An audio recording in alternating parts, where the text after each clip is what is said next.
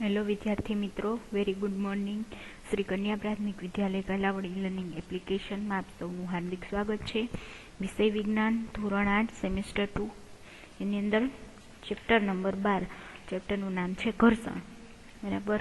હવે આજે આપણે ભણીશું ટોપિક નંબર 12.5. ટોપિકનું નામ છે પૈડા ઘર્ષણ ઓછું કરી દે છે. હવે આ ચેપ્ટરની અંદર આપણે જોયું કે ઘર્ષણ છે ઘણી વખત કેવું છે તો કે ખૂબ જ અનિવાર્ય છે. બરાબર. હવે અમુક એવી જ વસ્તુ છે કે જ્યાં ઘર્ષણ છે ખૂબ જ અનિવાર્ય છે, જ્યારે ઘણી બધી જગ્યા એવી છે કે જ્યાં ઘર્ષણ કેવું છે તો કે અનિચ્છનીય હોય છે. બરાબર. ઘર્ષણના ફાયદા છે, એવી જ રીતે સામે આપણે આગળના લેક્ચરની અંદર જોયું કે ઘણા બધા ગેરફાયદા પણ છે.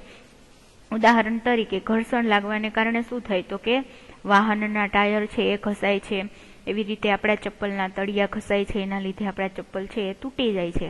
બરાબર. આ અલગ અલગ ઉદાહરણ આપણે આગળના લેક્ચરની અંદર જોઈ ગયા. હવે આજે આપણે જોશું કે પૈડા શું કરે તો કે પૈડા જે હોય બરાબર એના લીધે ઘર્ષણ છે એ ઓછું થઈ જાય છે.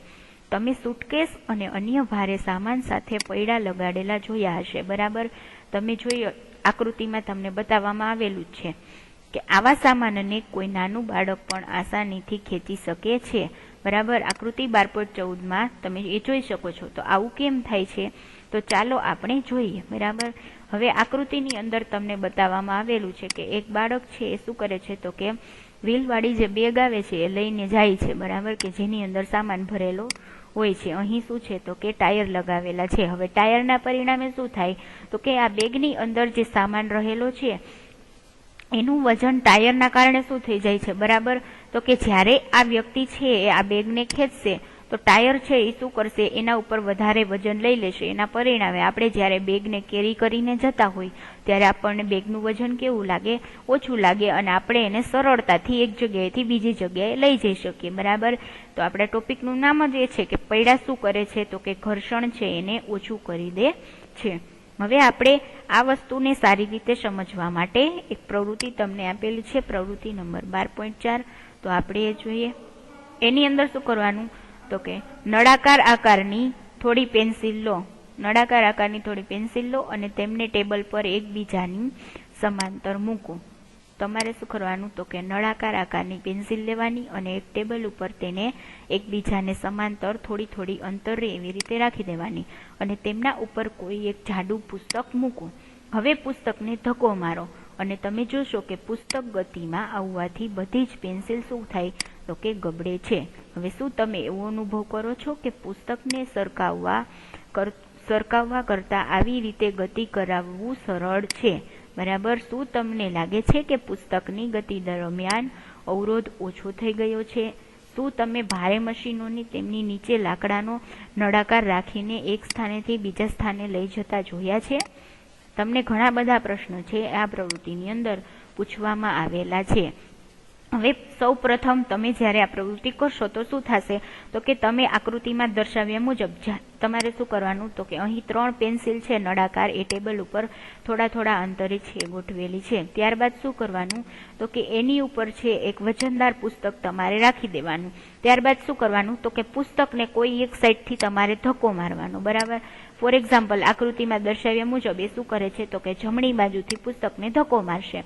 એટલે શું થશે, પુસ્તક છે એ ગતિમાં આવશે, ધક્કો મારશે એટલે એની સાથે સાથે છે નીચે વાળી જે પેન્સિલ છે એ પણ શું કરશે તો કે ગબડશે. એના પરિણામે પુસ્તક છે એ પણ કેવું થશે તો કે ગબડતું જશે.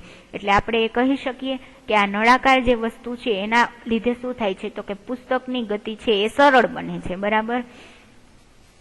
ત્યારબાદ આપણે જોઈએ નેક્સ્ટ તો કે જ્યારે એક વસ્તુ કોઈ બીજી વસ્તુની સપાટી પર ગબડે છે ત્યારે તેની ગતિને અવરોધતા બળને શું કહેવાય તો કે લોટણ ઘર્ષણ કહેવામાં આવે છે. આપણે જોયું ઘર્ષણના 3 પ્રકાર છે. બરાબર. સ્થિત ઘર્ષણ, સરકતું ઘર્ષણ અને લોટણ ઘર્ષણ એટલે કે રોલિંગ ફ્રિક્શન. આ છે જે તમે પ્રવૃત્તિ કરી નળાકાર રોલર્સ વાળી, એ શેનું ઉદાહરણ થાય તો કે લોટણ ઘર્ષણનું. એની અંદર તમે જોયું કે કોઈ એક વસ્તુ કોઈ બીજી વસ્તુની સપાટી પર ગબડે છે. અહીંયા તમે જોયું કે નળાકાર પેન્સિલની સપાટી પર કોણ ગબડે છે તો કે પુસ્તક ગબડે છે અને એને ગતિને અવરોધતું બળ જે લાગે એને શું કહેવાય તો કે લોટણ ઘર્ષણ કહે છે. અને ગબડવાની એ ક્રિયા છે એ શું કરે છે તો કે ઘર્ષણને ઘટાડી દે છે. એટલે કે કોઈ વસ્તુને બીજી વસ્તુ પર સરકવા કરતા ગબડાવવી હંમેશા સરળ જ હોય છે. અને આ જ કારણ છે કે પૈડા લગાવેલા સામાન ખેંચવા સગવડ ભર્યા હોય છે. બરાબર. શું તમે હવે સમજી ગયા કે પૈડાના આવિષ્કારને માનવ જાતિની મહાન શોધોમાં કેમ ગણવામાં આવે છે? આપણે અહીંયા બે ઉદાહરણ જોયા કે એક વ્હીલ બેગ છે, બરાબર, વ્હીલવાળી બેગ છે, એને આપણે સરકાવીને લઈ જઈ શકીએ છીએ એક જગ્યાએથી બીજી જગ્યાએ, અને એની અંદર ગમે એટલો સામાન ભરેલો હોય તો આપણે એને કેરી કરવી કેવી રીતે તો કે ઈઝી રહે છે. શા માટે? કારણ કે પૈડા લગાવેલા હોય એના ઉપર ઘર્ષણ આવે, એના પરિણામે આપણે છે એ વજન કેવું લાગે તો કે ઓછું લાગે છે.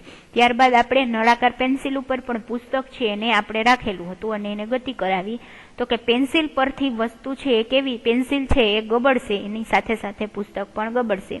એટલે આપણે એવું કહી શકીએ કે ગબડાવવાની ક્રિયાને પરિણામે શું થાય તો કે ઘર્ષણ છે એ ઘટી જાય છે. બરાબર. હવે આપણે પહેલી જે પ્રવૃત્તિ કરી હતી ફર્સ્ટ લેક્ચરની અંદર, એમાં તમે જોયું હતું કે પુસ્તકને તમે ખાલી ટેબલ ઉપર રાખેલું હતું અને પુસ્તકને શું કર્યું હતું તો કે ધક્કો માર્યો હતો.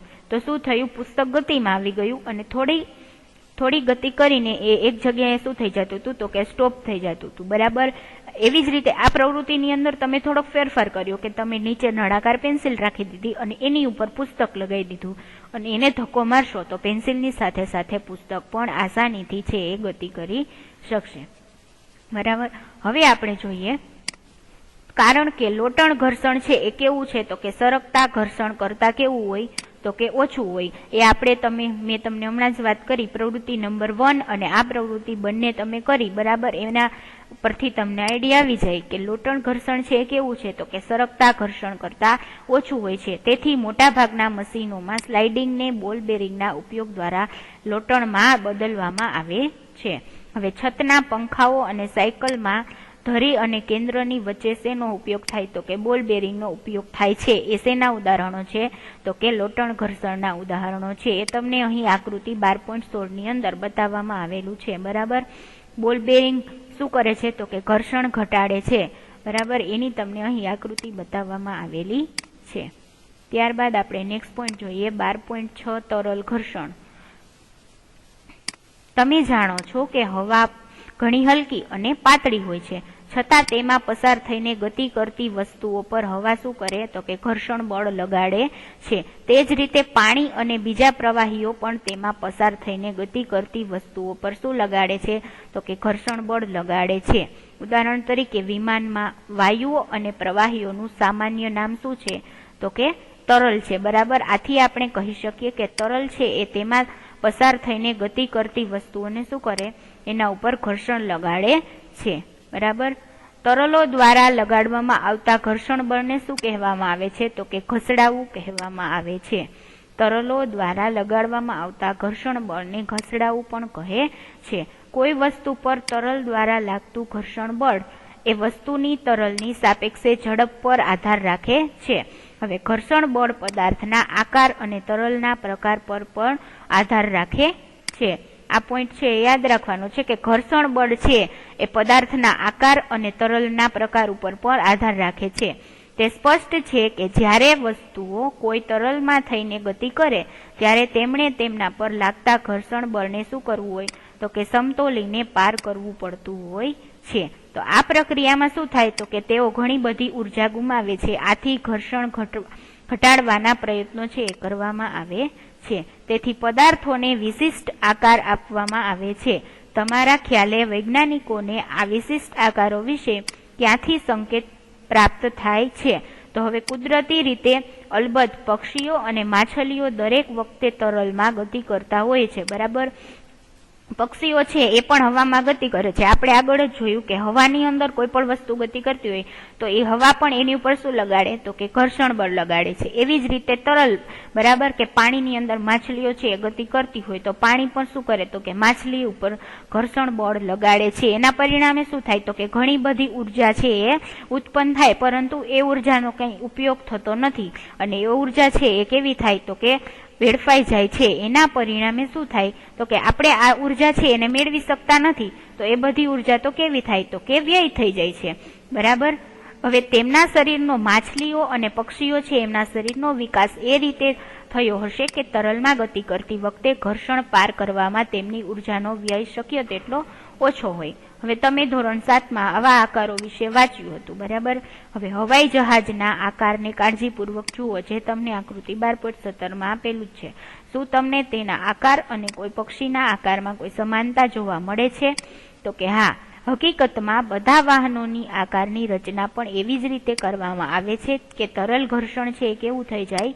તો કે ઘટી જાય. હવે તમને અહીં આકૃતિ આપવામાં આવેલી છે, એની અંદર તમે જોઈ શકો છો કે પક્ષીનો જેવો આકાર છે એવો જ આકાર કેનો બનાવેલો છે? તો કે વિમાનનો, બરાબર. એના પરિણામે શું થાય? તો કે એના ઉપર આવા આકારના લીધે શું થાય? તો કે પક્ષીઓ છે એ હવામાં ગતિ કરી શકે અને એના ઉપર ઘર્ષણ બળ કેવું લાગે? તો કે ઓછું લાગે છે. તો અહીંયા આપણું ચેપ્ટર નંબર 11 છે પૂર્ણ થાય છે. તો એના સ્વાધ્યાયના જે પ્રશ્નો છે એ તમારે પાકી બુકની અંદર લખવાના છે. Thank you.